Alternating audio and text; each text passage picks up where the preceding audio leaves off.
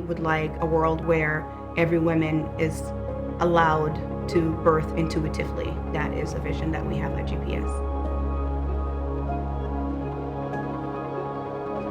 My name is Faisa Farole. I am the founder and director of Global Perinatal Services, or GPS. Our organization's mission is to provide perinatal support services that include doula services, lactation education, childbirth ed, early parenting support, and child development. And the communities that we provide services to are marginalized communities, which include Black, immigrant, and refugee families. It would be nice to have a world where nonprofit organizations like ours don't have to think about when the next funding is coming from, or a funding is expiring. Like, what do we do? Like, do we need to let the staff go, or do we need to repurpose them to elsewhere? Because as it is with most nonprofit organizations run by BIPOC folks, we are having to provide so much with very little. The staff take, the brunt of that. So I often do the, jobs for 3 people, right? One of the things that we were able to do actually with the Providence funding is that we were able to hire parent support group coordinator, which was something we didn't have before. We were also able to expand our support groups. One of the newest one being, a support group for Afghan women, which, as you all know, they're the newest refugees that are coming into our country. So it would be nice to sort of have, more funding to sort of hire other people to take some of this load off of us as well. So that's what I'm excited about.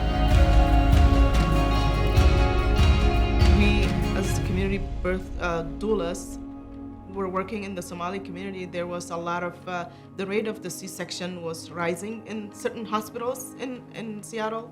And then now, there's less and less chances of that happening. We serve various different diverse backgrounds, and we have so many different doulas from different places, so we're able to serve the community and meet them where they're at. Oftentimes, lately, it's been on the news and everyone is aware of it. The fact that there's just just crisis in our maternity care services, in particular for brown and Black women in this country. So one of the ways that we are trying to tackle that is making sure that communities that want to be trained, individuals from various communities that want to be trained as doulas, we provide doula services to them free of charge. And individuals that want to be trained as lactation specialists, we provide services and mentorship to them as well, training, mentorship, and we pay for their tuition. So we believe that this is how you bring change about, right? Like making sure that they're experts for every community, especially as it relates to birth and baby feeding. Before I even started working, I was a recipient, and I got a doula from GPS, and they were able to help me with my second baby because I wanted to have a VBAC, which is like a vaginal birth after a C-section. I had a traumatic C-section, and I was able to reach out to Faiza and get a doula with them.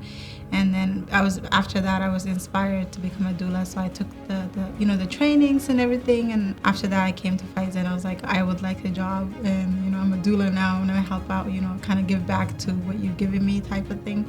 And she employed me, thankfully, so I've been a doula with her for the past 4 years. GPS is rooted in doing advocacy work. We've been part of a coalition called Doulas for All, and we've been part of this committee from the get-go. This coalition has been responsible in passing Medicaid doula reimbursement bill last year. Most of the people that we serve are people who are Medicaid recipients, who are not able to pay doula services out of pocket. So being able to make this possible, that means that this will help us continue providing the services that the community is so needing: doula services, lactation, early parent support, child development, and we really are happy to be advocating for our clients and communities that we serve.